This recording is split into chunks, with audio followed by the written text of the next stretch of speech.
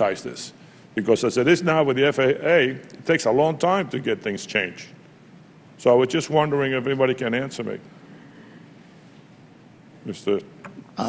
Sears, as I said earlier, the avenue would still be to go to the FAA first and to the Environmental Protection Agency because the NEPA provisions stay in place.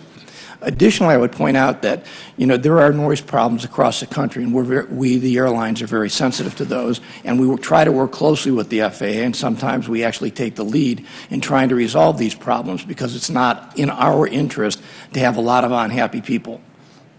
But on this board that makes all these decisions that you're going to have with this privatization, there are no consumers on that board, right?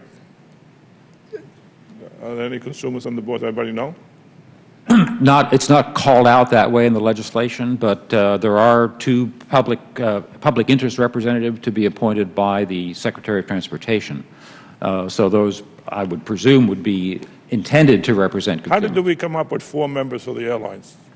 Does anybody know? I have to ask them. I mean, it seems like an awful lot.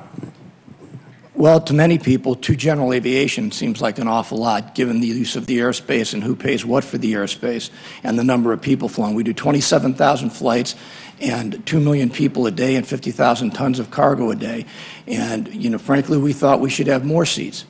And I do not agree with Mr. Bowen's notion that there's going to be some kind of conspiracy between the pilots, the air traffic controllers, and the airlines. I mean, if we want to talk about that, maybe we should move this debate down to Dealey Plaza and talk about it that way in the future.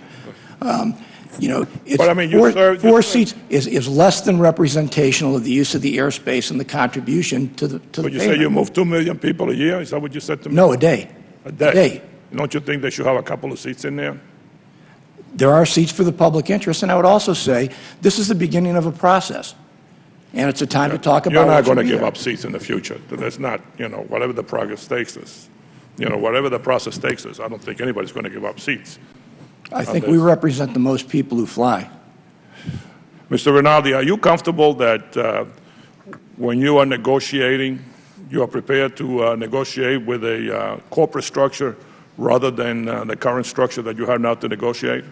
One of the things, thank you, sir. One of the things we wanted to make sure that was captured in law was a fair negotiating process with mediation and binding arbitration.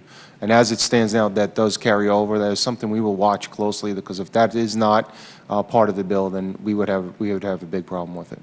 And are you comfortable? You say now you have 27,000, a 27-year low in the number of air traffic controllers, fully certified. Are you comfortable that with this new structure you're going to be able to build that number?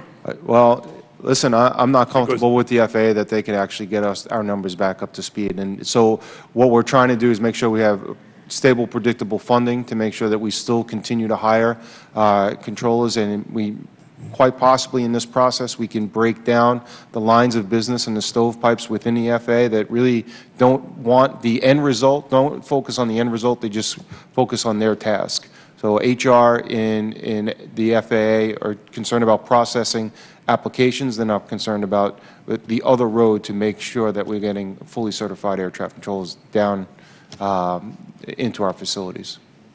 And I'll just finish. I don't have time to ask a question, but I'd like to make an observation. Everybody keeps throwing Canada into our faces, whether it's health care or whether it's this bill.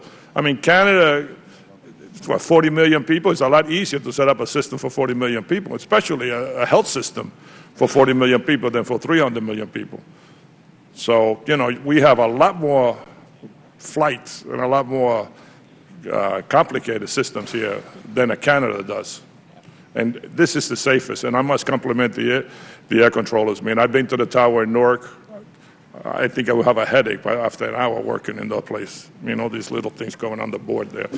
And as far as the airlines, you do a great job, but I wish you would think of people too.